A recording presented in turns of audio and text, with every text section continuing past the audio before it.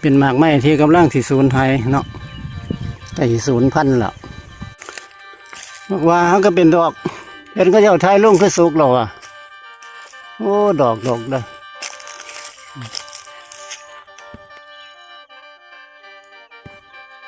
เป็นลาแท้หมากตาไก่รสชาติหวานขมหวานแล้วก็มีขมตามหลังผู้มักขมกะน้ำมือสิหายากเลยเด้มันสิเหลือจะแต่น้ำพ่นน้ำบางไหนรถไทยเขาก็ถึงล่ะเพราะว่าป้าบางไหนกะมุกเบิกเห็ดให้อ้อยให้มันเบิดละเสมอ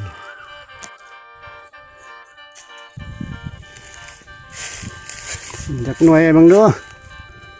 หวานสำไหนหวานขมสักน้อยเป็นผลไม้ป่าไม่มีคนอนุรักษ์ไว้แล้วก็ไม่มีคนเอาไปปลูกไว้หวานขมคือกินหมากตุ่มกาสุกหมากตุ่มกานี่ต้องปั้นซะก่อนปั้นน้ำขมออกแล้วกินสิขมมันหวานเป็นหมากไม้ที่กำลังสิสูญหายเนาะ